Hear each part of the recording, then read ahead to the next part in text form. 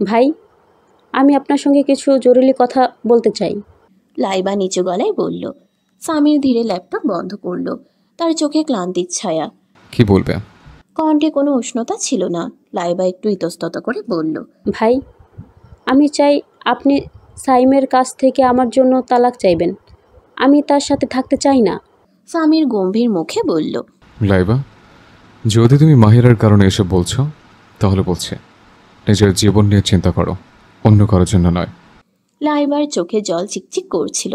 না ভাই, আমি ভাবির কারণে বলছি না, আমি বলছি আপনার কারণে। আপনি জানেন না, কিন্তু আপনি নিজে এই অতিরিক্ততার কেন্দ্র। আপনার কঠোরতা, আপনার নিঃস্বার্থ ঘৃণা সব কিছু আমাদের জীবনও ছায়া ফেলেছে। তুমি কি বলতে চাইছো? আমি কি করেছে? সামির চোখ সংকুচিত হয়ে গেল। লাইবা এক দীর্ঘশ্বাস ছেড়ে বলল, আপনি জানেন, বাকিরের ভালোবাসার নামে আমাকে প্রতারণা করেছে। সে প্রেমের মুখোশ পরে আমার অনুভূতির সঙ্গে খেলা করেছে। আর আপনি চুপ করে সব কিছু মেনে নিয়েছেন। প্রেম? যে মুহূর্তে ভয় আসে, প্রেম কোথায় থাকে লাইবা? সামির গলা হঠাৎ কঠিন হয়ে উঠল। লাইবা তীব্র কণ্ঠে ফিসফিসিয়ে বলল, আমি শুধু তাকে বিয়ে করতে চাই যে আমাকে ভালোবাসে।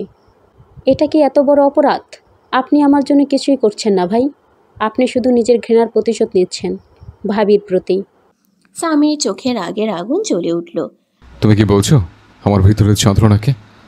আমি যা করছি নিজের সিদ্ধান্তেই করছে। লাইবা কেঁদে ফেলল।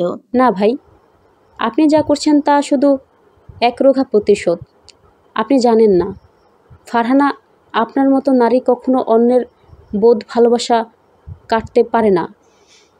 মাহিরা ভাবি আপনাকে প্রাণ থেকে ভালোবাসে, আর আপনি তাকে শাস্তি দিচ্ছেন যা তিনি কখনো প্রাপ্য ছিল না। সামির এবার থামল না, ঠান্ডা গলায় বলল, লাইবা, তুমি এখান থেকে চলে যাও। আমার সিদ্ধান্ত চূড়ান্ত, কেউ পাল্টাতে পারবে না।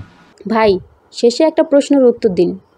যদি আপনি সত্যিই মাহিরা ভাবির সঙ্গে সুখী থাকেন, তাহলে কি এত কিছুর উপরও আপনি আবার বিয়ে করতে কথা ভাববেন? সামির এবার দাঁড়িয়ে পড়ল। চোখ লাল হয়ে গেছে, ঠোঁট কাঁপছে। যাও এখান থেকে, যাও বলছে।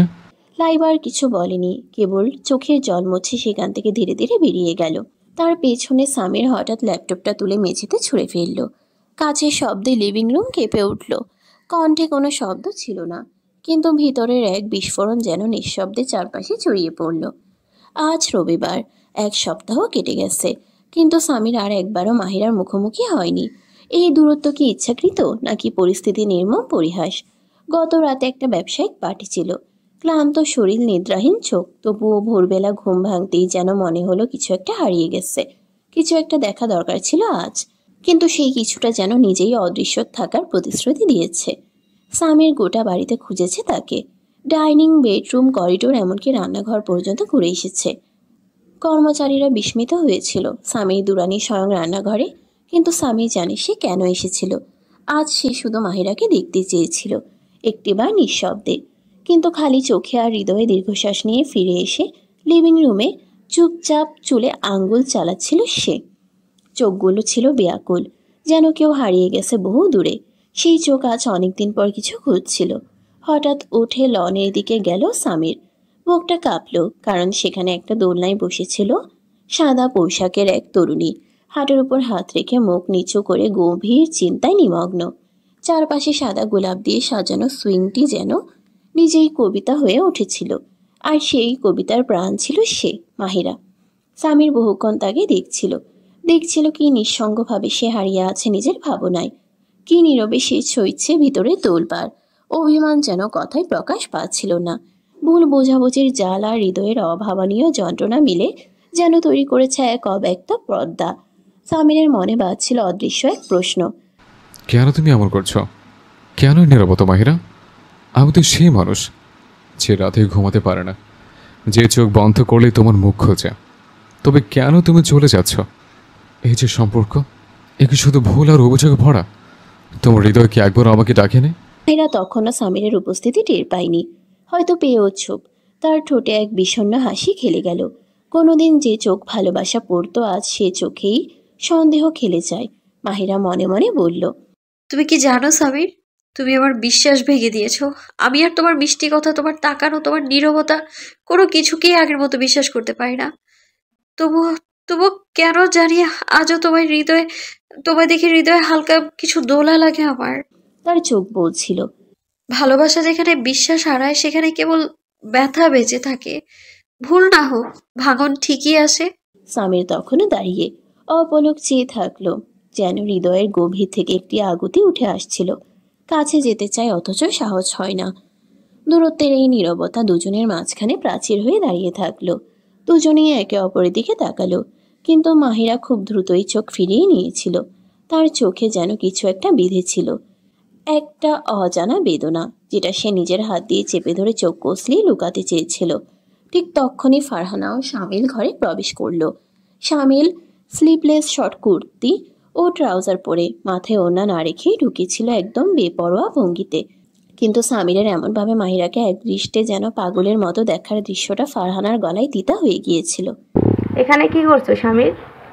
ফারহানা প্রশ্ন করল, চোখে ঘৃণা মেশানো দৃষ্টিতে মাহিরার দিকে তাকিয়ে। কিছু না, এমনি। সামির অন্যমনস্কভাবে বলল, আপনারাই বলুন, এখানে কি করছেন? শামিলকে সে পুরোপুরি অপেক্ষা করে রাখল। চলো ভেতরে চলো, কিছু দেখাতে চাই। তারপর থেমে গিয়ে গলা উঁচু করে বলল, এই দেখো শামির, তোমার আর শামিরের এঙ্গেজমেন্ট। হাত বাড়াও শামির। ফারহানা একটি ছোট বক্স সামিরের দিকে এগিয়ে দিল, কিন্তু সামির তো হাতই তুলল না, চোখেও তাকালো না। শামিল তখন সামিরের বাহু ধরে আহ্লাদি ভঙ্গিতে বলল, শামির, আমি নিজের পছন্দ এই আংটিটা এনেছি, ভালো না? সামির বিরক্তি ভরে শামিলকে সরিয়ে দিয়ে কেবল বলল, হ্যাঁ, ভালো। তারপর এক ঝলক তাকালো মাহিরার দিকে, যিনি দোলনা থেকে উঠে ধীর পায়ে তাদের পাশ দিয়ে চলে যাচ্ছিলেন। সামিরের হৃদয়ের স্পন্দন যেন থেমে যাওয়ার উপক্রম হয়েছিল, কিন্তু মাহিরা একবারও পিছনে তাকালো না, একটিবারও না। এই অবহেলা, এই অস্বীকার সামির দারুণভাবে মর্মাহত হয়েছিল। তার চোখে জল জল করছিল ক্ষুব্ধ অসহায়তা। স্বামীর সেটা টের পেয়ে রিনঝিন গলায় বলল, শামির, আমার রিং তো দেখলে না? সে রিংটা সামিরের সামনে এগিয়ে ধরল। সামির একবার চোখ বুলিয়ে নিয়ে রাগে সেটা তুলে ছুঁড়ে ফেলে দিল। আর কতবার দেখাবে? দেখে তো নিয়েছে। মায়েরা আজ তাকে এতদিন পর দেখেও এভাবে উপেক্ষা করে চলে গেল, যেন তার অস্তিত্বই নেই। এ অবহেলা স্বামী সহ্য করতে পারল না। ক্রোধে ফুঁসতে ফুঁসতে নিজের ঘরের দিকে চলে গেল। পেছনে দাঁড়িয়ে থাকা শামিল আর ফারহানা রক্তিম মুখে সামিরের দিকে তাকিয়ে কেবল দাঁড়িয়ে রইল। আজ সামির আর শামিলের এঙ্গেজমেন্ট। বাড়ির লনটিকে অপূর্ব রকমের সাজানো হয়েছে, চারিদিকে ঝকঝকে আলো, রঙিন ফুলের পাত্র, আতিথেয়তায় কোনো কমতি নেই। দুরানি ভবন আজ সত্যিই রাজপ্রাসাদের মতো দেখাচ্ছে। ফারহানা অনেক করে অনুরোধ করেও সামিরকে রাজি করাতে পারেনি কাউকে নিয়ন্ত্রণ করতে, তবুও সে নিজের সিদ্ধান্তে কাইয়ুমকে ডেকেছে। সাফিয়া খালাও নিজের উদ্যোগে কিছু অতিথিকে ডেকেছেন, যদিও সামির এটা আগেই নিষেধ করেছিল। সামির মিডিয়াকেও করা নিষেধ করেছিল এই এঙ্গেজমেন্ট যেন কোনোভাবেই প্রকাশ না পায়। এমনকি শামিলকেও বলেছিল সে যেন তার সোশ্যাল মিডিয়াতে কিছু না দেয়, কারণ শামিল সদ্য মডেলিং শুরু করেছে এবং তার একটা পাবলিক ইমেজ তৈরি হচ্ছে। সাফিয়া খালাও শামিল বিয়ের কথাই বলছিল, কিন্তু সামির পরের মাসে বিয়ের তারিখ রেখেছে, তাই ফারহানার মাথা থেকে এসেছে এই এঙ্গেজমেন্টের ধারণা। মাহিরা আজ পরেছিলেন বিয়ের দিনে সেই পোশাকটি, পিঙ্ক রঙের লম্বা গাউন, গলায় হীরার সেট, চুল খোলা সেই দিনের মতোই, কিন্তু পার্থক্য ছিল চোখে। সেদিন ছিল ভয় আর কাদা চোখের জলের সজলতা, আর আজ আজ সেই চোখে ছিল কেবল বিচ্ছেদের ভয়ঙ্কর বিষাদ। সামিরের বিশ্বাসঘাতকতা আজ তার চোখে যেন এক নতুন সৌন্দর্য এনে দিয়েছে, মায়াবী অথচ বেদনাময়। সে আজ নিজেকে নিঃশেষ করতে চায়, দেখতে চায় কী অনুভূতি হয় যখন প্রিয়তম স্বামীকে চোখের সামনে অন্যের হাতে নিজেকে তুলে দিতে দেখে। চোখ থেকে অশ্রু গড়িয়ে পড়ল, যেটা সে নির্মমভাবে হাত দিয়ে মুছে ফেলল। সামির আজ কালো শেরওয়ানি পরেছিল, কাঁধে ছিল একটি গামছার মতো চাদর, একটা পুরুষালী রূপ, অভিজাত অথচ বিক্ষিপ্ত। তার মুখে ছিল উদ্বেগের ছাপ। সবাই উপস্থিত, সাফিয়া খালা, শামিল, সাইম আর আনা। সাইম দূর থেকে লাইবাকে দেখিয়ে তার দিকে তাকিয়েছিল, কিন্তু কাছে যাওয়ার সাহস হয়নি। লাইবা আসছিল একেবারে শান্ত মেজাজে, স্লিভলেস শর্ট জামা, পাম রঙের, কাঁধে নেটের ওড়না, চোখে বিদ্রুপ। সাফিয়া ও শামিল এগিয়ে এসে সালাম দিলেও কিন্তু লাইবা তার মুখ থেকে উত্তর দেয়নি। সাফিয়া মুখ কালো করে থেমে গেলেন। সাইম ঠোঁট কামড়ে চুপ করে রইল। শামিল আজ পরেছিল কমলা রঙের স্লিপলেস গভীর কালার কামিজ, সাথে সারারা ওড়না একপাশে ঝুলছে। তার মুখে ছিল বিজয়ের হাসি। সে দুরানি ভ্রমণ। শামিল সবকিছুর দিকে এক ঝলক চোখ বুলিয়ে তৃপ্তির হাসি হাসল। সবই আমার হাতে হতে যাচ্ছে। আর মাহিরা, ও তো এক পা দিয়েই স্বামীর জীবনে বাইরে। এঙ্গেজমেন্টের আনুষ্ঠানিকতা শুরু হওয়ার ঠিক আগ মুহূর্তে সামিরের সামনে এসে দাঁড়ালো মাহিরা। সে পরেছে তার নিকার পোশাক, চুল খোলা, বুক ঢেকে রাখা ওড়না, আর এমন একটি সৌন্দর্য যে সৌন্দর্য এক মুহূর্তে সবকে থমকে দেয়। শামিল ও অন্যরা বিস্ময়ে তাকিয়ে রইল। অভিমানের অগ্নিতে পুড়ে যাওয়া ধীরে ধীরে পা ফেলতে ফেলতে সে এগিয়ে আসছিল ঠিক তাদের আগেই।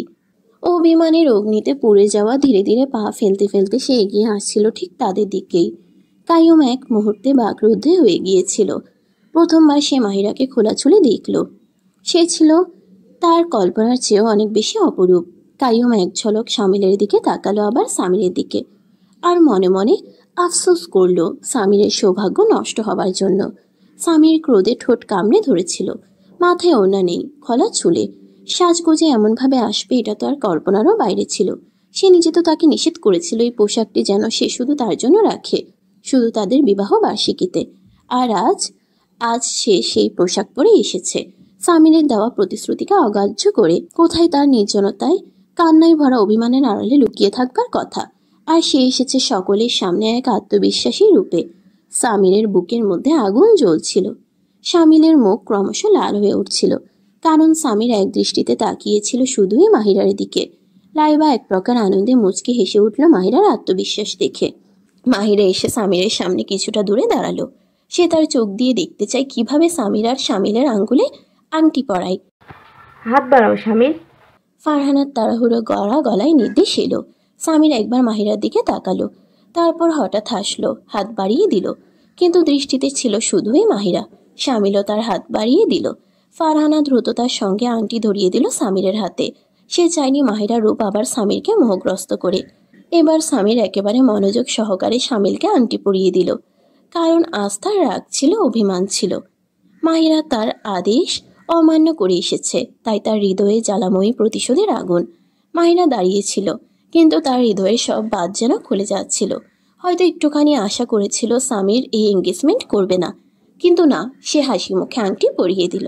মাহিরা মুখে হাত চাপা দিয়ে নিজের কান্না থামানোর চেষ্টা করলো এবং ছুটে সেখান থেকে বেরিয়ে গেল। সামির ব্যাকুল চোখে তাকে যেতে দেখল।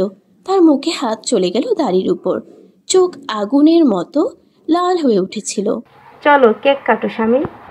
ফারহানা তাকে কাঁধে হাত দিয়ে বলল, কিন্তু সামির তো তাকিয়ে আছে সেই দিকেই, যে দিক দিয়ে মাহিরা চলে গেছে। তীব্র অভিমান ঠোঁট কামড়ে ধরে সে দ্রুত পায়ে গাড়ির দিকে এগিয়ে গেল। সবাইকে অবাক করে সে অনুষ্ঠান ছেড়ে চলে গেল। শামিল অপমানে জ্বলছিল, সাইমা লজ্জায় গাল লাল করে ফেলেছিল। ফারহানাও নিজের অপমান উপলব্ধি করে মাথা নিচু করে দাঁড়িয়েছিল। লাইবা বিদ্রুপের হাসি দিয়ে সাইমকে দেখে চলে গেল। রাগে শামিল কেক কাটার ছুরি ছুঁড়ে মারল। তার ইচ্ছা করছিল আজ যদি পারত মাহিরাকে শেষ করে দিত। শামিল ভেতরে ভেতরে ফুঁসছিল আর ফিসফিস করে কিছু একটা বলল। খুব শিগগিরই তোমার ব্যবস্থা করব মাহিরা। স্বামীর দুরানি যেন আর নামও শুনতে না চায়। মাহিরা কক্ষে ফিরে অনেকক্ষণ ধরে কান্নায় ভেঙে পড়েছিল। তারপর উঠে নিজের পোশাক পাল্টে ফেলল। সেই দৃশ্য, সামিরের হাসি মুখে শামিলের হাতে আংটি পরানোর দৃশ্য, কিছুতেই ভুলতে পারছিল না। এই যন্ত্রণা থেকে মুক্তি না পেলে আমি বাঁচবো না, হয়তো এই বিষই আমার উপশম। মাহিরা কাঁদতে কাঁদতে ভাবছিল। রাত গভীর করে সামির ঘরে ফিরল। লাইট অন করে ড্রেসিং রুমের দিকে যাচ্ছিল। হঠাৎ সে দেখল মাহিরা বিছানার পাশে মেঝেতে বসে আছে। মাহিরা, এখানে কি করছো? ওঠো। সে ব্যাকুল হয়ে কাছে গিয়ে তাকে তুলে ধরল। মাহিরা গোলাপি চোখে তাকিয়ে হালকা হাসল। নিষ্ঠুর, অনুভূতিহীন, নির্মম। তার কণ্ঠ ছিল টলমল করা, শব্দগুলো অস্পষ্ট। তুমি কি বলছো মাহিরা? সামির বিস্ময়ে তাকালো। মাহিরা তার ঠোঁটে আঙ্গুল ছুঁয়ে বলল, নিষ্ঠুর, অনুভূতিহীন, নির্মম। একটু কেঁপে উঠল। সামি ধরে ফেলল। তুমি আমাকে সামলে নিলে, ধন্যবাদ। আমরা তো আকাশে আছি না? আমি পড়ে গেলে খুব ব্যথা পেতাম। তুমি ড্রিঙ্ক করেছো? মাহিরা দুলতে দুলতে বলল। হঠাৎ সে নিজের নাইটির গাউন খুলে ফেলল। তুমি কি করছো মাহিরা? সামির রীতিমতো স্তব্ধ। মাহিরা ছিল এখন স্লিপলেস শর্ট নাইটিতে। সে হেসে বলল, তুমি যা করতে আমি তাই করছি, আর আজ তো খুব গরম। সে সামিরের গলায় বাহু জড়িয়ে বলল। হোশে আসো মাহিরা। সামির তার হাত সরিয়ে দিল, কিন্তু মাহিরা আবার এসে তার বুকের সঙ্গে নিজেকে জড়িয়ে ধরল। তুমি তো আর কাছে আসো না, আমাকেও কাছে আসতে দাও না। সে নিজের গলার কাছে তিল দেখিয়ে বলল, তুমি তো এর পাগল ছিলে, এখন তো তাও ছুঁয়ে দেখো না। আগে তুমি চুমু দিতে দিতে কামড়াতে ব্যথা দিতেও ভালো লাগতো। সে আবার বলল, দেখো সামির, সামিল ডাইনি, ওকে বিয়ে করো না। মানুষ বলবে গ্রেট সামির দুরানি এক ডাইনিকে বিয়ে করেছে। তারপর হেসে উঠল অট্ট হাসিতে। সামির তাকে ধরে ওয়াশরুমে নিতে গেল, শাওয়ারে তার হুঁশ ফেরাতে। কিন্তু মাহিরা নিজেকে সারিয়ে ড্রেসিং টেবিলের সামনে গিয়ে দাঁড়ালো। তুমি শুধু সামির দুরানির, তুমি শুধুই তার অধিকারের। সে তোমার ছাড়া থাকতে পারে না, সে তোমার পাগল। সে নিজেই সামিরের অভিনয় করছিল আয়নার সামনে দাঁড়িয়ে। হঠাৎ সে বলল, সামির দুরানি সবচেয়ে বড় মিথ্যেবাদী, সে কারো সঙ্গে প্রেম করে না। তার চোখ থেকে জল ঝরতে লাগলো। নিষ্ঠুর, অনুভূতিহীন, নির্মম, তোমার নাম হওয়া উচিত ছিল এটা। সে সামিরের বুকের উপর আঙ্গুল দিয়ে বলল। এখানে হৃদয় নেই, এখানে পাথর আছে। তারপর সে হঠাৎই সামিরের বুকে ঝাঁপিয়ে পড়ে কাঁদতে লাগলো। সামির দাঁড়িয়ে ছিল, নিজেকে সংবরণ করে। নিষ্ঠুর, অনুভূতিহীন, নির্মম মানুষ। মাহিরা কেঁদে কেঁদে একসময় জ্ঞান হারিয়ে সামিরের বাহুতে ঝুলে পড়ল। সামির ধীরে কোমলভাবে তাকে বিছানায় নিয়ে এলো, আস্তে করে তাকে লেপে মুড়িয়ে দিল। তারপর এক পাশে বসে অনেকক্ষণ তার মুখের দিকে চুপ করে তাকিয়ে রইল। এক দীর্ঘশ্বাস ফেলে কাবার মতো ভেঙে সে নিজেই অন্য একটি লেপ নিয়ে সোফায় ঘুমানোর চেষ্টা করল। কিন্তু ঘুম কি আসতে পারে যখন হৃদয়ের ধন আত্মার শান্তি তার চোখের সামনে ঘুমিয়ে আছে, সকল অস্ত্রে সজ্জিত হয়ে, ভালোবাসার দাবিদার হয়ে। সকালে মাহিরা চোখ খুলতেই সে হঠাৎ উঠে বিছানায় বসে পড়ে। মাথাটা ঘুরছিল, সে দুহাত দিয়ে মাথা আঁকড়ে ধরল। কিন্তু যখন চোখ ঘোরালো ঘরের চারপাশে, তখন যেন তার মাথার উপর বাজ পড়ল। সামনেই দাঁড়িয়ে আছে সেই নিষ্ঠুর, অনুভূতিহীন, নির্মম মানুষ। আয়নার সামনে দাঁড়িয়ে চুল ঠিক করছে। মাহিরা কিং কর্তব্য বিমূঢ় হয়ে তাকিয়ে রইল সামিরের দিকে। সামির ইতোমধ্যেই আয়নায় দেখে ফেলেছে যে মাহিরা উঠে গেছে। সে এবার গম্ভীর মুখে মাহিরার পাশে এসে দাঁড়ালো। আমি এখানে কিভাবে? মাহিরা গুছিয়ে উঠতে উঠতেই কথাটা বের করলো। বসে থাকো। সামিরের ঠান্ডা কণ্ঠে কথা শুনে সে আর উঠল না। সামির দাঁড়িয়ে ছিল, লাল চোখে তাকিয়েছিল তার দিকে। মাহিরা ধীরে ধীরে চোখ তুলে তাকালো সামিরের দিকে, কিন্তু তার দৃষ্টি দেখে তাড়াতাড়ি চোখ নামিয়ে নিল। আমি এখানে কিভাবে এলাম? সে অস্থিরভাবে আঙ্গুল ঘুরাতে ঘুরাতে জিজ্ঞাসা করলো। সামির ঠান্ডা গলায় প্রশ্ন ছুড়ে দিল। এই প্রশ্নটাই তো আমার, তুমি এখানে এলে কিভাবে? আমার কিছু মনে নেই। মাথা নিচু করে মাহিরা মৃদুস্বরে বলল, অবশ্যই কিছু মনে থাকবে না। তুমি যা যা করেছো, তুমি ঘরে ঢুকে ড্রিঙ্ক করেছো। সামিরের প্রশ্নে মাহিরা হঠাৎ চমকে উঠল। ওটা তো আমি তো শুধু। কি? রাতে তো মুখে খুব শক্তি ছিল তোমার, আজ চুপ হয়ে গেছে? আমি বিশ্বাস করতে পারছি না তুমি ড্রিঙ্ক করেছো। সচেতনভাবে কেন করেছো? উত্তর দাও। সামির গর্জে উঠতেই মাহিরা কেঁপে উঠল, চোখ থেকে অশ্রু গড়িয়ে পড়ল। সরি সামির, আমি বুঝতে পারিনি। আমি তো শুধু আমি তো। মাহিরা কান্না জড়ানো কণ্ঠে বলল। সামির ঠোঁট চেপে তাকিয়ে রইল তার দিকে। ভীষণ হতাশ করেছো আমাকে মাহিরা। আমি কল্পনা করিনি তুমি এমন কিছু করবে। ভবিষ্যতে যদি এমন কিছু করো, আমি এমনভাবে তোমার হুঁশ ফেরাবো, সারা জীবন মনে থাকবে। সামির গম্ভীর কণ্ঠে সতর্ক করে দিল। আর রাতে তুমি কি বলছিলে? আমার নাম হওয়া উচিত নিষ্ঠুর, অনুভূতিহীন, নির্মম। মাহিরা চমকে উঠে সাদা মুখে চোখ তুলল। না, আমি তো বলিনি। আমি তো এমন শব্দ কোনোদিন শুনিনি। বলবো কি করে আমি? সে তাড়াহুড়ো করে মাথা নাড়িয়ে অস্বীকার করল। সামিরের ঠোঁটে এক মুহূর্তের জন্য মৃদু হাসি খেলে গেল। এবার মাহিরা হঠাৎ নিজের দিকে তাকালো। সে ছিল স্লিপলেস নাইটিতে, যার গলা ছিল যথেষ্ট খোলা। সে লজ্জায় লাল হয়ে গেল, চোখ ফেরালো মেঝেতে পড়ে থাকা নিজের গাউনটার দিকে। সামিরের দিকে তাকিয়ে আবার চোখ নামিয়ে কম্পিউটারের দিকে তাকিয়ে সেটা বুক পর্যন্ত তুলে নিল, আঁকড়ে ধরল।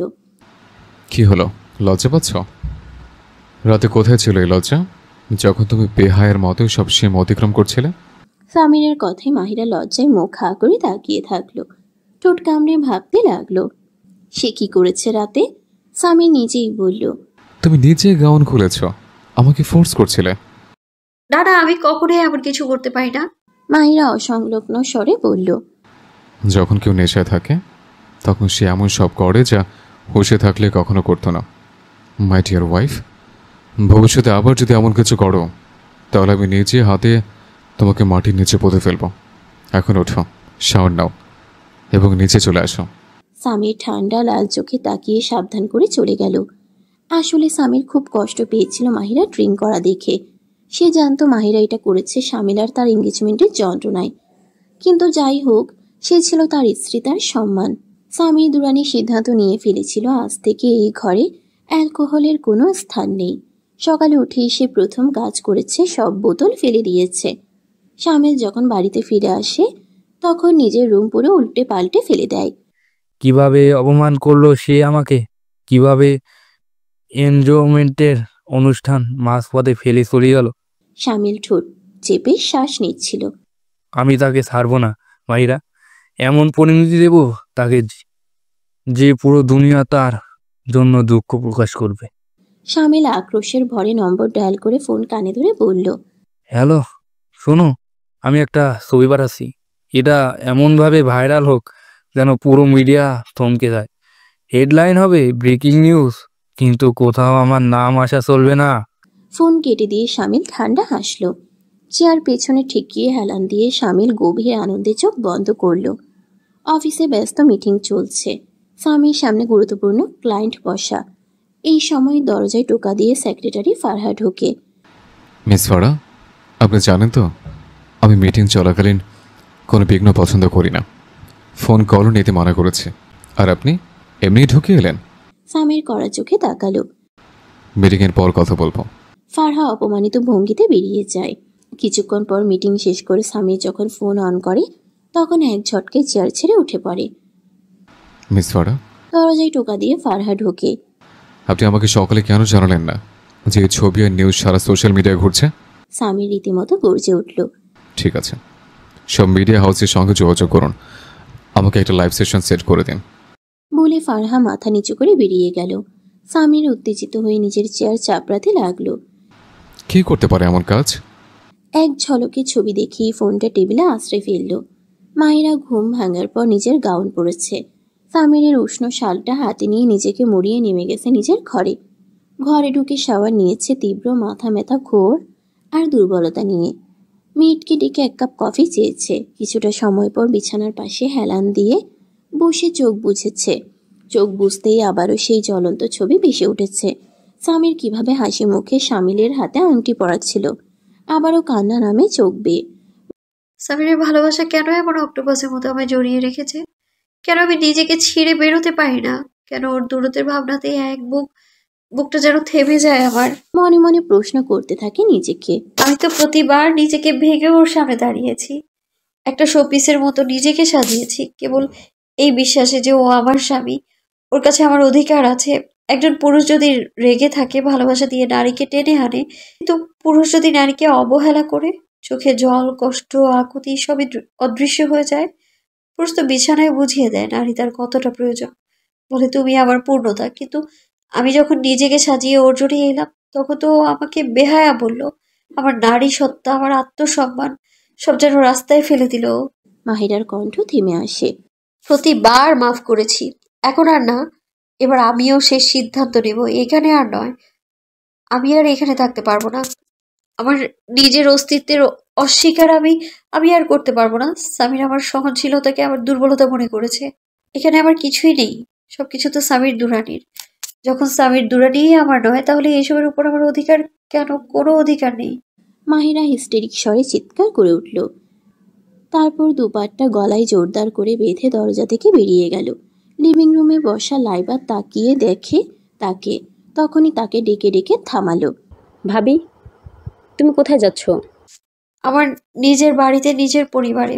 মাহিরা লাইবার দিকে মুখ ফিরিয়ে বলল, ভাবি, এই তো তোমার বাড়ি, সামির ভাই তোমারই। লাইবার কথায় মাহিরা হেসে উঠল। এটা তুমি বলছো লাইবা? সামির কতটা আমার তুমি তো গত রাতেই দেখেছো। ভাবি, এত সহজে হাল ছেড়ো না। তুমি সামির ভাইকে এত সহজে সামিলের হাতে বুঝিয়ে দিতে পারো না। সামির কোনো বস্তু নয়, ও একজন জীবন্ত মানুষ। আমি হাতে তুলে দেব বা না দেব, সে কার হবে তা ও নিজেই ঠিক করবে। গত রাতে সে সামিলকে রিং পরিয়ে দিয়ে নিজের সিদ্ধান্ত জানিয়ে দিয়েছে। এখন আমার আর এত শক্তি নেই যে সামিরকে কারো হতে যেতে দেখবো আমি। আমার ধৈর্যের পাত্র এখন পূর্ণ। সামির আমার চোখের অশ্রু দেখছে না, আমার বিশ্বাস দেখতে পাচ্ছে না। সে এক নিষ্ঠুর মানুষ। আমাকে শাস্তি দেওয়ার সিদ্ধান্ত নিয়েছে সে। যত শাস্তি পেতে হয়েছিল আমি পেয়ে গেছি, এখন আর নয়। মাহিরা চিৎকার করে বলল। ভাবি, সামির ভাই এখনও তোমারই। এত এত তাড়াহুড়ো করে সিদ্ধান্ত নিও না। এই পর্যন্ত ধৈর্য ধরলে আর একটু ধরো। লাইবা তার মোবাইল মাহিরার সামনে ধরল। ভাবি দেখো, ভাইও সামিরের বাগদানকে অস্বীকার করছেন এবং ছবিগুলোকে জাল ও সম্পত্তি বলে দাবি করছেন। মাহিরা অন্ধকার মনের মধ্যে মোবাইলটা হাতে নিয়ে ছোট্ট একটা ক্লিপ দেখলো, যেখানে সামির বলছিল সে তার স্ত্রীর প্রতি গভীর ভালোবাসা পোষণ করে এবং কখনোই তাকে ছাড়তে পারবে না বা অন্য কোনো নারীর সঙ্গে অবিশ্বাস করবে না। মাহিরার চোখে অশ্রু এসে পড়ল। সে ভিডিওটা দেখছিল। ভাবি, গত রাতেও ভাই তার বাগদান অসম্পূর্ণ রেখে চলে গেছেন। আমি নিশ্চিত এখন তার নিজের ভুলের উপলব্ধি হচ্ছে। দয়া করে আর কোনো ভুল করো না, যা সামির ভাইকে রাগের কারণ হতে পারে। লাইবা অনুরোধপূর্ণ কণ্ঠে বলল। কাইয়ুম রেগে রেগে শামিলের নম্বর ডায়াল করলো। হ্যালো। শামিলের ঘুম ঘুম কণ্ঠে স্পিকার থেকে শুনে সে চুপচাপ হয়ে রইল। কাইয়ুম ভেতরে ভেবে উঠল।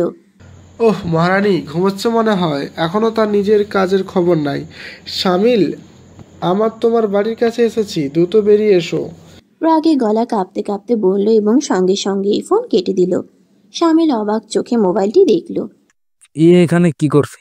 রাগে ফোনটি পিছনে ছুঁড়ে ফেলে উঠে দ্রুত সাজগোজ করে বাইরে চলল। কি বিপদ এসে বললো যে তোমাকে এখনই আসতে হলো? গাড়িতে বসতেই কাইয়ুম তীব্র রাগে চিৎকার করল। আমি তোমাকে নিষেধ করছিলাম আর স্মার্ট হতে যেও না, কিন্তু তুমি একবার শোনোনি। এখন নিজের কাজের ফল তুমি চোখের সামনে দেখো। কাইয়ুম মোবাইলটি শামিলের হাতে ধরিয়ে দিল। শামিল অবিশ্বাসে তাকিয়ে রইল, যেখানে সামির তার এবং নিজের বাগদানের খবর পুরোপুরি অস্বীকার করেছে। তিনি বলেছে ছবিগুলো মিথ্যা, জালিয়াতি, আর মাহিরার প্রতি তার ভালোবাসার কথা গর্বের সঙ্গে স্বীকার করেছে। কিন্তু আশ্চর্যের বিষয় হলো অধিকাংশ মানুষ শামিলকেই দোষী বলছে, সামিরকে সৎ মনে করছে। তারা বলছে এই ছবি আর খবর শামিলেরই প্ল্যান। নিজেকে পরিচিত করানোর জন্য তিনি জেনে বুঝে এই নিউজ বের করিয়েছেন। শামিল অবিশ্বাসে বলল, এরা কখনোই হতে পারে না। স্বামীর এমন কিছু করবে না। করবে না? স্বামীর তোমার করেছে, সে তোমাকে এসব করতে বলেছিল। নিশ্চয়ই সে বুঝে গেছে, নিশ্চয়ই সে বুঝতে পেরেছে এই নিউজ তুমি লিক করেছো। জানো মানে কি? সে তোমার সঙ্গে বিয়ে করবে না আর মাহিরাকে ছাড়বে না। কাইমের আগে চিৎকার করলো। আমি ভেবেছিলাম খবর সামনে আসলে সে মানতে বাধ্য হবে, আমার সঙ্গ তাড়াতাড়ি বিয়ে করবে। শামিল নরম কণ্ঠে বলল, সে সাধারণ মানুষ নয়, সে স্বামীর দুনিয়া। সে মুত্রাজাকে আটকিয়েছে, গুটিয়ে বসতে বাধ্য করেছে। তাহলে তুমি তার কাছে কি? মালিক মুর্তাজা কি করতে পেরেছে বলো তো? কিছুই না। সে স্বামীর দুনিয়ার কাছে ক্ষমা চাইতে বাধ্য হয়েছে, আর বাকিরা খবর কেউ জানতে পারেনি। আর আমি নিশ্চিত সেখানে স্বামীর দুনিয়াতে হাত রয়েছে, কিন্তু কেউ সাহস পায় না স্বামীর বিরুদ্ধে যেতে। আর তুমি ভাবছো এসব করে তাকে ব্ল্যাকমেল করবে? সে তোমার সঙ্গে সম্পর্ক খবর মিডিয়ার সামনে ঘোষণা করবে। এই তোমার সবচেয়ে বড় ভুল। সে তোমার ব্ল্যাকমেলের শিকার হয়নি, লাইবার জন্য নয়। যতটুকু আমি জানি সে শুধু মাহিরাকে শাস্তি দিতে চাচ্ছে, কারণ স্বামীর দুর্নীতিকে ঠকানো এবং মিথ্যে পছন্দ করে না। বিশ্বাসঘাতকতা যদি সে তার প্রাণের স্ত্রী থেকে পায় তবে শাস্তি দেওয়ার অধিকার রাখে। আর আমি মনে করি সে এই বাগদান নাটকটা শুধুমাত্র মাহিরাকে যন্ত্রণা দেওয়ার জন্য করেছিল। মাহিরা তার শাস্তি পেয়েছে, এখন সে তোমার সঙ্গে বিয়ে করবে কেন?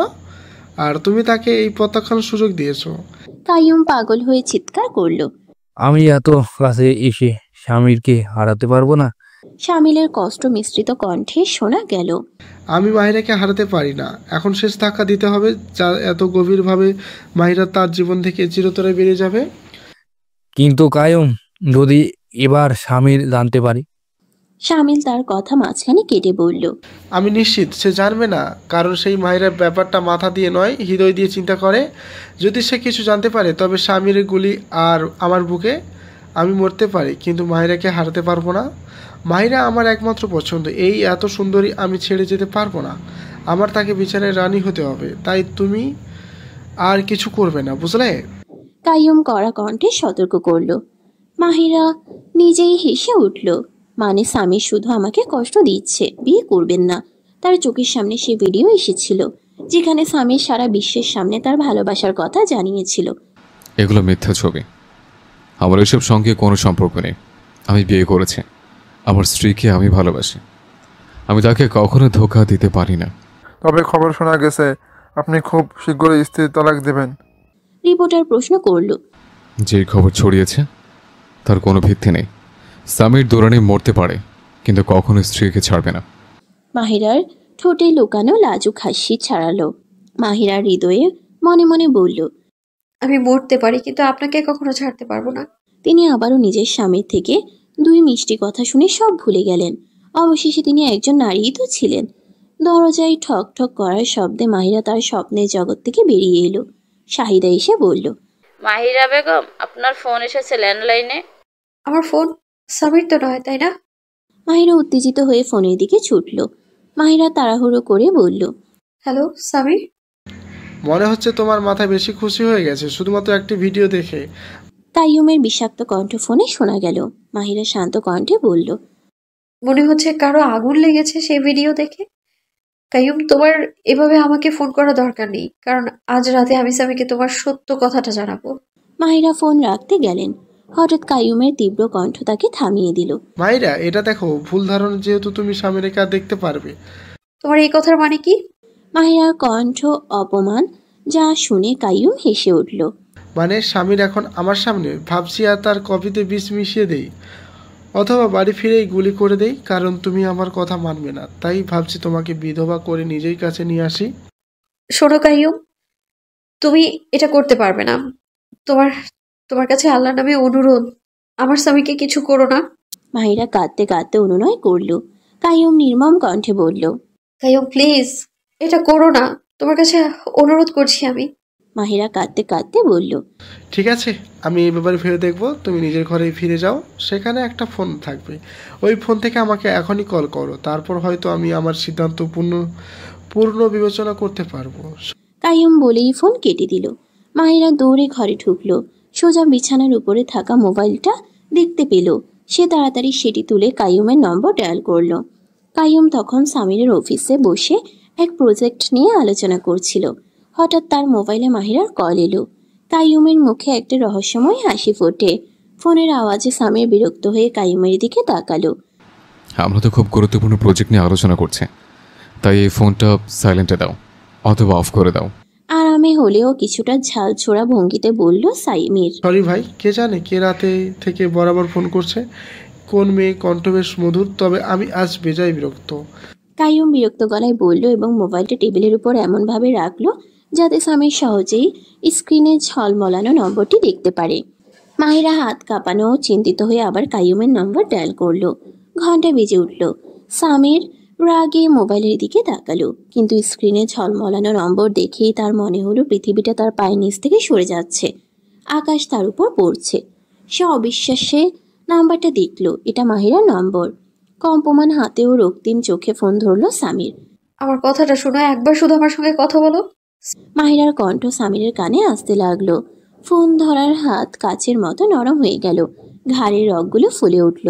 সামির টেবিলে পড়া গ্লাসটি শক্ত করে ধরলো, আর গ্লাসটি ভেঙে হাতের উপর ভয়ানকভাবে ছেঁড়া পড়ল। টেবিল লাল হয়ে গেল সামিরের রক্তে। কাইয়ুম চিন্তিত হয়ে উঠল। যদি মাহিরা কিছু ভয়ঙ্কর কথা বলে তাহলে আমাদের পরিকল্পনা সব ধ্বংস হয়ে যাবে। হ্যালো, সামির হঠাৎ বলে উঠল। সামির, মাহিরা ফিসফিস করে ডেকেছিল। হাত কাঁপছিল, ফোনটি পড়ে গেল তার পায়ের কাছে। সামির রাগে চেয়ার ছেড়ে ঝটকায় উঠে একটা ঝড়ের মতো সেখান থেকে চলে গেল।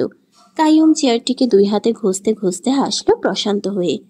সামির বেশ জোরে ড্রাইভিং করে বাড়ি পৌঁছল। লাল রক্তিম ভয়ঙ্কর চোখ নিয়ে ঝড়ের মতো বাড়ির ভেতরে ঢুকলো। চেহারা যেন সব অনুভূতি থেকে খালি। সোজা মাহিরার ঘরে গেল। মাহিরা সামিরের লাল রক্তিম আগুনে ঝলসানো চোখ দেখে একটু গুমড়ে উঠল, কিন্তু পরক্ষণেই নিজেকে সামলে নিল এবং সামিরকে সব কথা বলার সিদ্ধান্ত নিল। সামির, তুমি আমাকে যেমন ভাবছো সেরকম কিছুই নয়। আমি আজ তোমাকে কাইয়ুমের আসল চেহারাটা দেখাবো। সে মানুষের লেয়ারের মধ্যে লুকানো একটা বাঘ। সে আমাকে ব্ল্যাকমেইল করছে। কথার মধ্যে সামিরের থাপ্পড় এসে পড়ল। মাহিরা ভারসাম্য হারিয়ে মাটিতে পড়ে গেল। সামির চারদিকে চোখ বুলিয়ে দেখল মোবাইলটি বিছানার উপর পড়েছিল। সে মোবাইল তুলে ধরে মাহিরার সামনে লম্বা হয়ে দাঁড়ালো। সে চিৎকার করে বলল, তুমি বলেছিলে তোমার কাছে কোনো ফোন নাই, তাহলে এই ফোনটা তোমার কাছে কোত্থেকে এসছে? সামির, আমার কথা শোনো। তুমি রেগে আছো, একবার আমার কথা শোনো। সব সত্যি তুমি জানতে পারবে। আমি সেরকম মেয়ে নই, সবকিছু কাইয়ুমের ফাঁদ। মাহিরা কাঁদতে কাঁদতে বলল। সামির গর্জে উঠল, আচ্ছা, তাহলে কাইয়ুমের ফাঁদ এটা যে তুমি তাকে ফোন করেছো, আর ফোনে তার সঙ্গে কথা বলার জন্য যে অনুনয় করেছো সেটা কি? আমার মনে হচ্ছিল আমি তোমার সঙ্গে অন্যায় করছি। বুঝতে পেরেছিলাম আজকে সব ঠিক করব, কিন্তু এটা আমার ভুল ধারণা ছিল। তুমি আমার চেয়ে অনেক নিচে। আমার বন্ধুদেরও তুমি ছাড় দাওনি। তুমি এক ভয়ানক মেয়ে। তুমি সামির দুরানির যোগ্য নও। সামির রক্তিম বেজার চোখ মাহিরার উপর গেঁথে নিজেকে শাস্তি দিতেও মনে হলো। Just shut up mister Samir Durrani. আর কিচ্ছু বলবে না, আর একটা কথাও বলবেন না আপনি। আমি আপনার যোগ্য নেই, হ্যাঁ? বরং আপনি আমার যোগ্য নন। আপনি একজন মানসিক রোগী, একজন বন্য নির্মম মানুষ যাকে বোঝার চেষ্টা করে আমি ভুল করেছিলাম। পুরুষত্ব দেখানোর এত শখ, তাই না? তাহলে কাইয়ুমের উপর দেখান। সে আপনার সঙ্গে লড়াই করতে পারে, হ্যাঁ, এক পুরুষের সঙ্গে। কিন্তু না, আপনি দেখাবেন আপনি দেখাবেন আপনার পুরুষত্ব। কারণ আপনি খুব ভালো করেই জানেন সে আপনার আঘাতে পাল্টা আঘাত দিতে পারবে। আমার উপর হাত তুলেছেন শুধুমাত্র কারণ আমি একজন নারী। আপনি জানেন আমি আপনার সঙ্গে লড়তে পারবো না। নারীর উপর হাত তোলেন যারা, তারা অসুন্দর পুরুষ। আর আপনি একজন অসুন্দর পুরুষ। শুনলেন? আপনি একজন অসুন্দর পুরুষ। মাহিরা গলা ফেটিয়ে চেঁচিয়ে বলল। সামির তার নিষ্ঠুর হাত দিয়ে মাহিরার চুল মুঠি চেপে ধরল। কি বললে? আমি বন্য নির্মম মানুষ, অসুন্দর পুরুষ? আমি তোমাকে আমার পুরুষত্ব দেখাবো, জানাবো এক পুরুষ কি। আজ রাতে তুমি আমার কাছে প্রাণ ভিক্ষে চাইবে। সামির লাল সেখান আগুন ঝলসানো চোখ নিয়ে চুল ছটকে টানল। মাহিরা বেদনায় চিৎকার দিয়ে উঠল। সামির মাহিরার হাত ধরে জোরপূর্বক বাইরে টেনে আনলো। এখন তো তোমার কষ্টের শুরু, এখন অনেক কিছু পোহাতে হবে তোমাকে। ছাড়ো আমাকে। কোথায় নিয়ে যাচ্ছ আমায়? মাহিরা চেঁচিয়ে বলল। সামির তাকে টেনে নিজের ঘরে নিয়ে গেল। বিরক্তির সঙ্গে বিছানায় ফেলে দিল। দরজা লক করল। মাহিরা বিভ্রান্ত হয়ে বিছানার কাছ থেকে উঠে দরজার দিকে গেল। সামির হঠাৎ তার কবজি ঘুরিয়ে নিয়ে পিছন থেকে জোরে চাপ দিয়ে তাকে নিজের বুকের কাছে টেনে ধরল। কোথায় যাচ্ছ প্রিয়? আজ রাতে তুমি আমার থেকে মুক্তি পাবে না। পুরুষদের সঙ্গে কথা বলার এত শখ, তোমার মধ্যে এত আগুন, আজ সেই আগুন আমি নিভিয়ে দেব। আমি তোমার এমন অবস্থা করব যে তুমি আর কখনো পুরুষ জাতিকে পছন্দ করতে পারবে না। সামির ঠান্ডা কণ্ঠে মাহিরার কানে কানে বলল।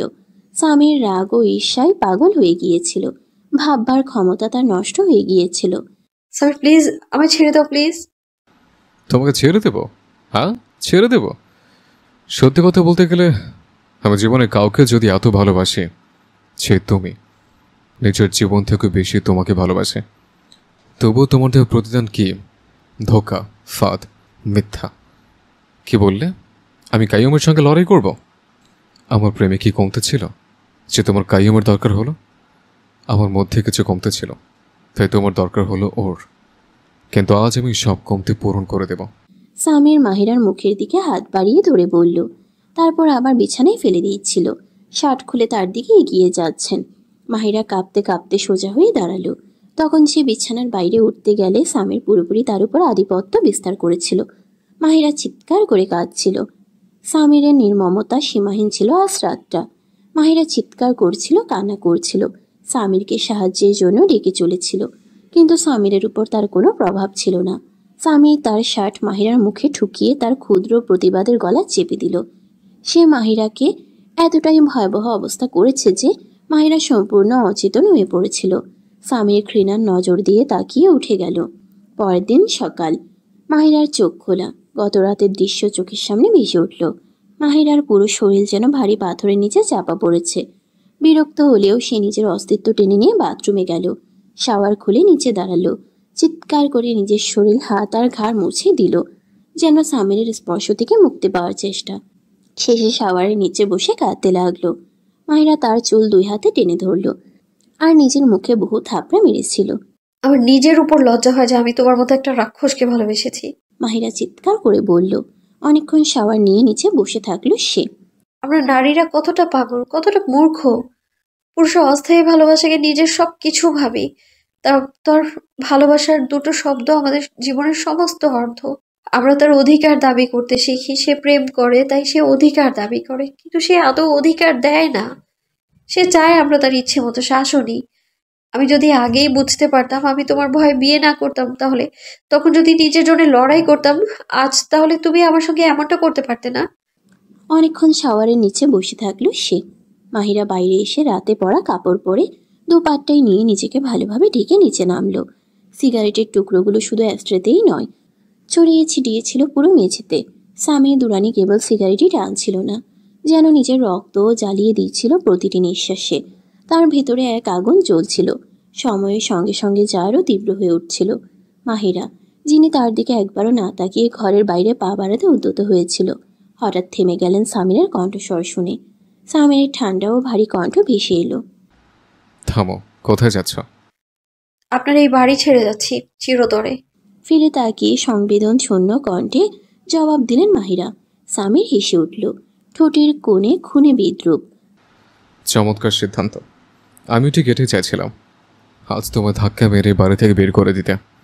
কারণ তোমার মতো এক চরিত্রহীন মেয়েকে আমি এক মুহূর্তের জন্য সহ্য করতে পারছি না। সামির নির্দয় গলায় বলল, পা তুলে পায়ের উপর পা রেখে। চরিত্রহীন আমি নই, চরিত্রহীন আপনার চিন্তা। নারীর চরিত্র নিয়ে সবসময় প্রশ্ন তোলা হয়, কিন্তু যখন একজন পুরুষ নিজের চরিত্র হারায়, পাপের অতলে ডুবে যায়, তখন কি তার চরিত্র প্রশ্ন তোলা হয়? মাহিরার কণ্ঠে আগুন ছিল। চরিত্রহীন আমি নই, আপনি সামির। আজ মাহিরা সামির দুরানির সামনে দাঁড়িয়ে চিৎকার করেও একটুও ভয় পাচ্ছিলেন না, কারণ গত রাতেই সামির তার সঙ্গে যা করেছে তার বেশি আর কি করতে পারত। এখন সে কেবল এক জীবন্ত লাশ, যার হৃদয়ে প্রাণ নেই। সামির যেন গর্জে উঠল, এক ঝাঁকুনিতে মাহিরার সামনে এসে দাঁড়ালো। সে মাহিরার মুখ চেপে ধরল। কি বললে তুমি? যা আপনি শুনেছেন ঠিক সেটাই। মাহিরা চোখে চোখ রেখে ধরা গলায় বললেন, নিজেকে ছাড়ানোর চেষ্টায়। সামিরের চোখ যেন অগ্নিশিখা ছুটছিল। এক ঝটকায় সে হাত ছেড়ে দিল। যাও এক্ষুনি। তুমি কি চাও যাওয়ার আগে আমি তোমাকে মেরে ফেলি? কি হলো? নিজের উপর যখন আঘাত আসছে তখন এত কষ্ট হচ্ছে? আমিও তো মানুষ, আমারও তো কষ্ট হয়। আপনার কথা আমাকেও জখম করে, কিন্তু আপনি কখনো তা বুঝবেনই না। গত রাতে আপনি শুধু আমার শরীরই নয়, আমার আত্মাকেও ক্ষত বিক্ষত করেছেন। আমার নারী সত্তা, আমার আত্মমর্যাদা সবকিছু নষ্ট করেছেন আপনি। যদি এতই অহংকার মর্যাদা থাকতো আপনার, তাহলে কাইয়ুমকে মেরে ফেলতেন আপনি, আমাকেও। অন্তত আপনাকে কেউ দোষ দিত না, কারণ পুরুষ তো করতেই পারে সম্মানের খাতিরে। সংবাদে তো বলা হয় দ্য গ্রেট সামির দুরানি নিজের স্ত্রীকে মেরে ফেলেছে সম্মানের জন্য। আর বিশ্বাস করুন, হাজার হাজার পুরুষ আপনাকে বাহবা দিত, কিন্তু না, আপনি তো আমার শরীরকে খেলনার মতো ব্যবহার করলেন, আর সেটা ঢাকতে গেলেন ঘৃণা আর অহংকারের নামে। স্বামী যেন জ্বলন্ত কয়লার মতো ফুটছিল। মুখ ঘুরিয়ে মুষ্টি শক্ত করলো, চেষ্টা করলো নিজেকে নিয়ন্ত্রণে রাখার। আমি ভাবতাম আপনি ভালোবাসেন আমায়, কিন্তু আমি তো ভুলছিলাম। আপনি ভালোবাসার মানেই জানেন না। বিশ্বাসই হলো না যেখানে, সেখানে প্রেম কেমন করে জন্মাবে? মাহিরার চোখে জল, কিন্তু কণ্ঠে দৃঢ়তা। আমি ঘৃণা করি আপনাকে সামির দুরানি। শুনলেন আপনি? আমি ঘৃণা করি আপনাকে। দূর হটো এখান থেকে, যাও এক্ষুনি, না গেলে রাতের থেকে খারাপ অবস্থা করে ফেলবো। সামির গর্জে উঠল। আজ মাহিরা চুপ থাকার কোনো ইচ্ছে নিয়ে আসেননি। আপনি ঠিকই বলেছিলেন, একদিন আমাকে পুরুষ জাতিকে ঘৃণা করতে হবে। হ্যাঁ, আমি করছি ঘৃণা, কিন্তু সেই পুরুষ জাতি আপনি। মাহিরার চোখে চোখ রেখে বিষাক্ত শীতল গলায় কথাগুলো ছুড়ে দিলেন। সামির চিৎকার করে উঠল। চুপ করো। মাহিরা ঠোঁটে বিদ্রুপের হাসি হাসল। 1 মিনিট দাঁড়াও। সামির ঘুরে গিয়ে সোজা মাহিরার ঘরের দিকে গেল। তার সমস্ত কাপড় চোপড় ঠেসে এক সুটকেসে ঢুকিয়ে সুটকেসটা টেনে এনে তার পায়ের সামনে ছুঁড়ে মারল। নাও, এটা নাও, আর এখান থেকে চলে যাও। আমার ঘরে তোমার কিছুই থাকবে না। সবকিছু আপনার, আমার কিছুই নেই। আমি চলে যাওয়ার পর এগুলোকেও আগুন দিয়ে পুড়িয়ে ফেলবেন। মাহিরা শান্তভাবে বললেন, তারপর দরজার দিকে পা বাড়ালেন। থেমে পেছন ফিরে স্বামীর দিকে একবার তাকালেন। একসময় মনে হতো আপনাকে ছাড়া বাঁচতে পারবো না, কিন্তু আজ মনে হচ্ছে আপনার সঙ্গে থাকলে বাঁচা সম্ভব না। এই বলে মাহিরা সামির দুরানির জীবনের দরজা চিরতরে পেরিয়ে গেলেন। মাহিরা চলে যাওয়ার পর স্বামী যেন নিজের মানসিক ভারসাম্য হারিয়ে ফেলল। পাগলের মতো ঘরের জিনিসপত্র একে একে তুলে ছুঁড়ে মারছিল সে আবর্জনার মতো, অনর্থের মতো। তার চোখে এখন শুধু আগুন। না, সেই চোখে আর ভালোবাসা নেই, না কোনো আশ্রয়, না কোনো অনুরাগ। সেই চোখ যেখানে আগে সে বারবার নিজের জন্য ভয় দেখত, কষ্ট দেখত, ভালোবাসা দেখত, আজ সেখানে শুধুই ঘৃণা। মাথার চুল মুঠিতে চেপে ধরে এক বর্ণ গর্জে উঠল স্বামীর। ঘৃণা, তার চোখে আমার জন্য ঘৃণা। এই ছিল তার জীবনের প্রথম ক্ষতি, যে ক্ষতি তাকে ধ্বংসের কিনারায় ঠেলে দিচ্ছিল। অথচ এই তো কেবল শুরু, স্বামীর দুরানের পতনের সূচনা। লিভিং রুমে রাফিয়া, তালহা, রেহানা বেগম এবং আশফাক সাহেব সবাই বসেছিলেন।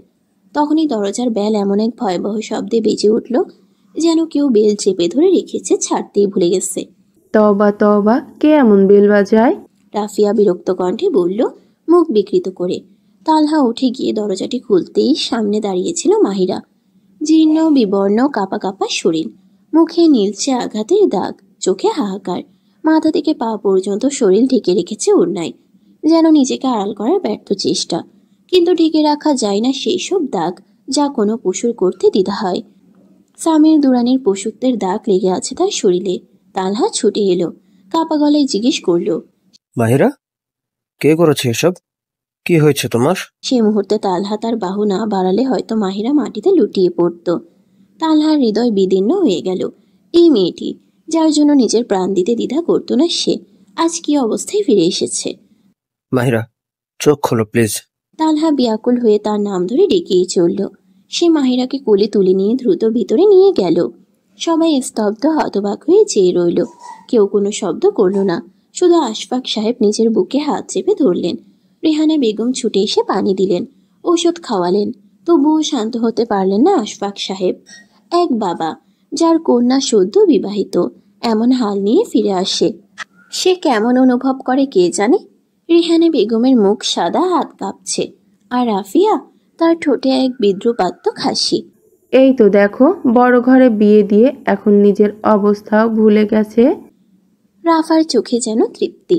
স্বামীর দুরানি নিশ্চয়ই যা করার ছিল করে নিয়েছে, এখন তার জীবনে কেউ নতুন এসেছে নিশ্চয়ই। তার ঠান্ডা মনের আত্মতুষ্টি মাহিরার নিঃস্বতায় আনন্দ খুঁজে নিচ্ছিল। তালহা মাহিরাকে শয্যায় শুয়ে দিল। তার সাহস হচ্ছিল না অন্য সরিয়ে কিছু দেখার, কিন্তু মাহিরার অবস্থা নিজেই সব বলে দিচ্ছিল। তালহার চোখে রক্ত জমা ক্রোধ, কণ্ঠে কাঁপা আর্তনাদ। তুমি এটা কিভাবে পারলে সমীর দুরানি? এই মেয়েটি তোমার স্ত্রী ছিল নাকি কোনো দাসী? মানুষ তো টাকা দিয়ে কেনা নারীকেও এমন ভাবে ছোঁয় না। তুমি তোমার নিজের স্ত্রীকে। সে ঝুঁকে মাহিরার কপালে একটি চুমু দিল। চোখ থেকে গড়িয়ে পড়া জলরাশি মাহিরার মুখ ছুঁয়ে নামতে লাগলো। এই মেয়েটি ছিল তার হৃদয়ের রাজকন্যা, একজন মেয়ে যাকে সে নিজের বোন থেকেও বেশি ভালোবাসত। রেহানা বেগমের সাহস হচ্ছিল না ঘরে ঢোকার। এই মেয়েটি, যার রূপ ছিল স্বর্গের পরিসম, আজ কি অবস্থায় ফিরল। ও সব কি সত্যি স্বামীর দুরানি করছে? রেহানা বেগম নিজের বুকে হাত রেখে ফিসফিস করলেন। এই যেন কেবল ঘরের এক মেয়ের ফিরে আসা ছিল না, এক রাজ্য ভ্রষ্ট রাজকন্যার সর্বস্ব লুণ্ঠনের গল্প। অনেকক্ষণ ধরে রেহানা বেগম ঠান্ডা পানিতে কাপড় বিছিয়ে মাহিরার শরীর জোড়াচ্ছিলেন। কিছু সময় আগে মাহিরা হুঁশে ফিরেছিল। রেহানা বেগম তাকে এক বাটি স্যুপ খাইয়ে দিয়েছিলেন। মাহিরা কোনো কথা না বলে সেটি খেয়ে নেয়। তারপর ঔষধ খাইয়ে আলো নেভিয়ে কোনো কথা না বলে রুম থেকে বেরিয়ে আসেন। দুপুর কেটে গিয়ে রাত হয়েছিল। সবাই নিজ নিজ ঘরে দরজা বন্ধ করে বসেছিল, কেউ খাওয়া দাওয়া করেনি। তালহা আজ অফিসেও যায়নি। সারা বাড়িতে যেন এক মৃত্যুর স্তব্ধতা। তালহা যখন আশফাক সাহেব ও রেহানা বেগমকে ডেকে লিভিং রুমে আনেন, রাফিয়াকে বলেন তাদের জন্য কিছু খাবার আনতে। তালহার জোড়াজুড়িতে সবাই কিছুটা করে খেতে বসে। খাওয়া শেষ করে তারা চুপচাপ বসেছিল, তখনই হঠাৎ ঘরের দরজা খুলে গেল। মাহিরা বাইরে এসে আশফাক সাহেবের কোলে মাথা রেখে হু হু করে কান্নায় ভেঙে পড়ে। আশফাক সাহেব কাঁপতে কাঁপতে তার মাথায় হাত বুলিয়ে দেন। তালহা উঠে এসে দাঁড়ায় মাহিরার সামনে। পাপা, আমায় মাফ করে দিন, আমি খুব খারাপ। খুব খারাপ আমি পাপা। মাহিরা ভেঙে পড়ে ফুপিয়ে ফুপিয়ে কাঁদতে লাগলো। আশফাক সাহেব কাপা কণ্ঠে বললেন, না পাপা, যদি আপনি জানতে পারেন আমি কি করেছি, আপনি, মা, তালহা ভাই সবাই ঘৃণা করবেন আমায়। সবাই বলবেন আমি এক দুশ্চরিত্র মেয়ে।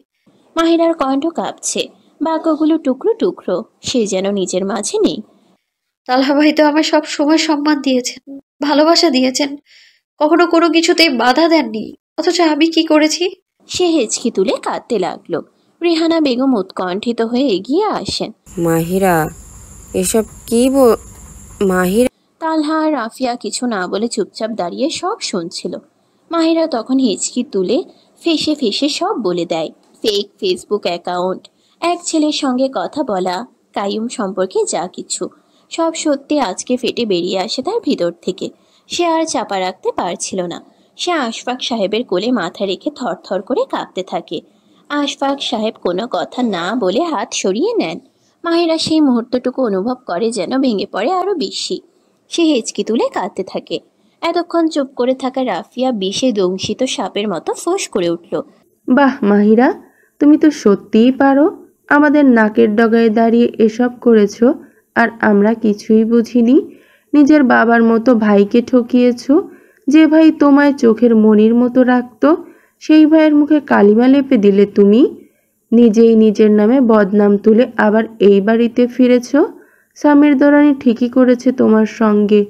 আসলে আরও খারাপ হওয়া উচিত ছিল। কোন স্বামী এসব সহ্য করবে বলো? কাইয়ুমকেও নিশ্চয়ই তুমিই ফাঁসিয়েছ। এখন অভিনয় করছো সৎবাবু সেজে এসেছো। চুপ করো রাফিয়া। তালহা বজ্র কণ্ঠে গর্জে উঠল। আর একটি শব্দ বলো না আমার বোনকে নিয়ে। আমার বোনের চরিত্র আজও নির্মল, আজও সে গর্ব, আমার গর্ব। আমার মাথা উঁচু করে বলার মতো বোন সে। সে একা একা লড়েছে কায়ুম নামক পিশাচের সঙ্গে। তালহার কণ্ঠ যেন আকাশ ফাটিয়ে দিল। মাহিরা অবিশ্বাস্য চোখে তাকায় তালহার দিকে। এই কথা, এই সম্মানজনক শব্দ কেউ তার জন্য বলছে? সে তো এতদিন নিজেকেই দোষারোপ করতে শুনেছে। তুই দুশ্চরিত্রা না। তালহার এই কথা যেন তার ভিতরকার সব ক্লান্তি মুছে দিয়ে এক নতুন শক্তি জাগিয়ে তোলে। আমার সবচেয়ে বড় দুঃখ এই যে তুই আমাকে বিশ্বাস করিস না। একা একা সব সহ্য করেছিস, কিন্তু আজ থেকে আর না। তুই একা নস মাহিরা। তালহার চোখ বেয়ে জল পড়ছিল। মাহিরা দৌড়ে উঠে পড়ে। সে দৌড়ে এসে তালহার বুকে ঝাঁপিয়ে পড়ে। সে কাঁদতে কাঁদতে বুক ভিজিয়ে ফেলে। বেশ, আমার রাজকন্যা, আর না। যতটা কাঁদার ছিল কেঁদে নিয়েছিস, যতটা সহ্য করার ছিল তা সহ্য করেছিস। এখন আমি তোর চোখে এক ফোঁটা অশ্রু দেখতে চাই না। তালহা তার চোখের জল মুছে দিয়ে স্নেহ ভরে বলল। এই দৃশ্য দেখে রাফিয়ার ভেতরটা যেন জ্বলন্ত আগুনে ছারখার হয়ে গেল। একটা কথা বলি তালহা, তুমি তোমার বোন বলেই তার পাপের ওপর পর্দা দিচ্ছ। রাফিয়া বিষ মেশানো কণ্ঠে বলল। যদিও এতই সৎ আর নিষ্পাপ হতো, তাহলে কি তার স্বামী তাকে অপমান করে এইভাবে ঘর থেকে বের করে দিত? নিশ্চয়ই স্বামীর ওকে কাইয়ুমের সঙ্গে অপকর্ম করতে দেখে ফেলেছে। ঠাস! তার কথা শেষ হওয়ার আগেই তালহার থাপ্পড় রাফিয়ার মুখে গিয়ে পড়ল। রাফিয়া অবিশ্বাসে মুখ চেপে তাকিয়ে রইল তালহার দিকে। আর একবার আমার বোনকে এইভাবে বললে তোমার জিভ কেটে ফেলবো আমি। স্বামী যদি তার ওপর বিশ্বাস রাখতে না পারে সেটা তার দুর্ভাগ্য, কিন্তু এই ঘরে কেউ আমার বোন সম্পর্কে ওই রকম কথা বলবে না, বুঝেছ? তালহার কণ্ঠ শীতল তবুও ভয়াবহ। তুমি আমাকে চড় মারলে? আমি তোমার ঘরে থাকবো না। আমি চিরদিনের মতো এই ঘর ছেড়ে যাচ্ছি। থাকো তুমি তোমার বোনের সঙ্গে। আমি জানতাম একদিন মাহিরা আমার ঘর ধ্বংস করে দেবে, এবং আজ সেটা সে করেই ফেলেছে। হ্যাঁ, আনন্দ করো, আমার সংসার শেষ। রাফিয়া চিৎকার করে কাঁদতে লাগলো, একজন অশিক্ষিত নারীর মতো উঁচু গলায়। মাহিরা নিঃশব্দে দাঁড়িয়েছিল। তার চোখ থেকে অঝোর ধারায় জল পড়ছিল। দেহ কাঁপছিল অজান্তে। তালহা সেই কম্পন অনুভব করে তাকে নিজের বাহুতে জড়িয়ে নিল। মাহিরা ফুপিয়ে উঠে, ভাই। কিছু হয়নি, কিছুই না, শান্ত হও। তালহার কণ্ঠে স্নেহের ছোঁয়া। স্বামীর যা করেছে তা শুধু একদিনের নয়, মাহিরা বহুদিন ধরে তা মুখ বুজে সহ্য করেছে, আর আজ বাড়িতে এসে রাফিয়া তার সেই ক্ষতকে আগুনে ঘি ঢেলে আগুনে পরিণত করলো। রাফিয়ার আগে ফুঁসতে ফুঁসতে নিজের ঘরে চলে যায়। তালহা মাহিরাকে সোফায় বসিয়ে এক গ্লাস পানি দেয়। মাহিরার অবস্থা দেখে তার মন দগ্ধ হচ্ছিল। আশফাক সাহেব উঠে এসে মাহিরার মাথায় হাত বুলিয়ে সান্ত্বনা দিয়ে নিজ ঘরে ফিরে যান। রিহানা বেগম এসে তাকে বুকে জড়িয়ে ধরেন। মাহিরা হাওমাও করে কাঁদতে থাকে। রিহানা বেগম তাকে শান্ত করতে করতে নিজেও অঝরে কাঁদতে থাকেন। ঠিক তখনই রাফিয়া গর্জে ওঠা ঝড়ের মতো ব্যাগ হাতে ঘর থেকে বের হয়ে এলো। তালহা, আমি কখনোই ফিরে আসবো না। তুমি আমাকে মেরেছো, এই অন্যায়ের হিসেব তোমাকে দিতে হবে। তালহা এক লাফে তার সামনে গিয়ে দাঁড়ায়। তুমি আমার বোনকে যেসব কথা বলছো সেগুলো, শরীর ক্ষত একদিন শুকিয়ে যায়, কিন্তু শব্দের বিষ হৃদয় সারা জীবন রক্ত ঝরা। শোনো রাফিয়া, যদি তুমি এই কথা তোমার বাপের বাড়ি গিয়ে এক ফোঁটা হলেও বাড়িয়ে বলো, আর তা আমার কানে আসে, সেদিনে তোমার হাতে তালাক পাঠাবো। তালহা কঠিন কণ্ঠে বলল। তারপর ফিরে এসে মাহিরার পাশে বসে পড়ে। রাফিয়া নিঃশব্দে চলে গেল। মাহিরা কান্না ভেজা চোখে অনুরোধ করল, ভাই ভাবিকে থামিয়ে দিন। যেতে দাও, সে এখানে থাকলে তার মুখ থেকে বিষই বেরোবে। আমি চাই না সে এই বাড়িতে থাক। তুমি এখন শান্ত হও, কাউকে নিয়ে ভাবার দরকার নেই। এটা আমার আর রাফিয়ার বিষয়, আমি সামলে নেব। তুমি শুধু নিজের যত্ন নাও, ঠিক আছে? তালহা তার চোখের জল মুছিয়ে বলল, চলো উঠে ফ্রেশ হয়ে নাও, তোমাকে বাইরে নিয়ে গিয়ে খাওয়াবো, তারপর আইসক্রিম খাওয়াবো। তালহা তার চোখের জল মুছিয়ে বলল। সে যেন শিশুর মতো আদর করে বলল। মাহিরা মাথা নাড়ল। না ভাই, আমি কোথাও যেতে চাই না। তাহলে আমি না খেয়ে থাকবো আজ সারা রাত? তালহা মুখ ফুলিয়ে বলল। মাহিরা অসহায়ের মতো বলল, ভাই আপনি অন্তত খেয়ে নিন। একদম না। তালহার ছেলে মানুষই দেখে মাহিরা হেসে ফেলে, শিশুর মতো খিলখিল করে। চলো তাহলে ওঠো। কিন্তু ভাই আমার শরীর ভালো লাগছে না, মাথা ঘুরছে, জ্বর এসেছে মনে হয়। ওহ ঠিক আছে, তুমি তোমার ঘরে গিয়ে বিশ্রাম নাও, আমি তোমার প্রিয় খাবার অর্ডার করে নিয়ে আসবো। তালহা তার মাথায় হাত রেখে নিজের চোখের জল লুকিয়ে ঘর থেকে বেরিয়ে যায়। রেহানা বেগম তাকে সহায়তা করে ভিতরের ঘরে নিয়ে যান। 1 মাস হতে চলল। মাহিরা চলে যাওয়ার পর স্বামী যেন জীবনের প্রতিটি দিনকে নিজেই শাস্তি দিয়ে কাটাচ্ছে। ডিসেম্বরের হিমেল বাতাস তীব্র ধারালো হয়ে শহর জুড়ে প্রবাহিত হচ্ছিল। স্বামী শুধু একটি পাতলা টি শার্ট ও ট্রাউজার পরে ছাদের কিনারে দাঁড়িয়েছিল। হঠাৎ করে আকাশের চির ধরে নামে বৃষ্টি, আর সে দাঁড়িয়ে থাকে একেবারে নিথর, ভিজে শরীরে, লালচে চোখে যেন আগুনের শিখা দাউ দাউ করে জ্বলছে। সারাদিন নিজেকে মিটিং আর দাপ্তরিক ব্যস্ততায় আচ্ছন্ন রাখলেও রাত এলেই ছাদে দাঁড়িয়ে একের পর এক সিগারেট ফুঁকে নিজেকে পুড়িয়ে ফেলত। সে একটা ভাবনাই তাকে পাগল করে তুলেছিল। মাহিরা, কিভাবে সে আমাকে বিশ্বাসঘাতকতা করতে পারে? যে নারী তার স্বপ্নেও কারো ছায়া সহ্য করতে পারত না, তার হৃদয়ে কেউ ঢুকে গিয়েছিল। তুমি কাইয়ুমের সঙ্গে কিভাবে এত বিনতভাবে কথা বলছিলে, কিভাবে অনুনয় করছিলে? সিগারেট আঙ্গুলে চেপে নিভিয়ে দেয় সামির। মাহিরা, আমি তোমাকে কখনো ক্ষমা করবো না, কখনো না। তুমি ভালোবাসারও যোগ্য ছিলে না, এখন তো ঘৃণাও তোমার প্রাপ্য নয়। তার ঠোঁটে ব্যথাতুর এক বিষণ্ণ হাসি খেলে যায়। সামির আর শামিলের বিয়ের দিন ঠিক হয়ে গেছে পরের সপ্তাহেই। সামির তখন অফিসে বসে ল্যাপটপে ডুবেছিল। হঠাৎ দরজা খুলে শামিল প্রবেশ করে জিন্স আর শর্ট টপে, গাঢ় মেকআপ, টকটকে লাল লিপস্টিক আর রঙিন চুলে সেজে। সামির বিরক্ত হয়ে ল্যাপটপ থেকে চোখ তুলে। তুমি এখানে কেন এসছো? সে দাঁড়িয়ে নিজের ফোনে কাউকে কল দিতে থাকে। শামিল উত্তর দেবার আগেই সে ফোনে কথা বলতে ব্যস্ত হয়ে পড়ে। কল শেষ করে ঠান্ডা গলায় বলে, যা বলার তাড়াতাড়ি বলো, আমার বেরোতে হবে। তার ঠান্ডা আচরণ দেখে শামিলের হাসি থেমে যায়। আমার তোমার সঙ্গে শপিং করতে যেতে হবে। কোনো লাভ নেই, আমার পছন্দ তোমার পছন্দ হবে না। সামির নির্লিপ্তভাবে উত্তর দেয়, কিন্তু চেষ্টা তো করো। সে চুল ছেড়ে দিয়ে এক নক্ষর ভঙ্গিমায় বলে, আমি আমার মত কারোর উপর চাপিয়ে দিই না। কিন্তু মাহিরার ওপর তো তুমি চাপিয়ে দিতেই। শামিলের কথায় সামিরের চোখে রক্ত নামে। তার চোখের গভীর লালচে ঝলক দেখে শামিল গুটিয়ে যায়। আর একবার মাহিরের নাম নিও না আমার সামনে। তার গলা আগ্নেয়গিরির মতো। সে নিজের ওয়ালেট থেকে একটা কার্ড টেনে বের করে টেবিলে ছুঁড়ে দেয়। নাও এটা, যা খুশি কেন। তারপর সে নিজের কোট তুলে নিয়ে সেখান থেকে বেরিয়ে যায়।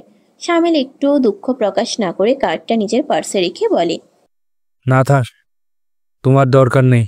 যার দরকার ছিল সে তো আমি পেয়ে গেছি। সে নিজের পার্স হাতে নিয়ে বেরিয়ে যায়। সামির তখন লিভিং রুমে বসেছিল। ফারহানা হাতে এক গাদা শপিং ব্যাগ নিয়ে ঘরে ঢোকে।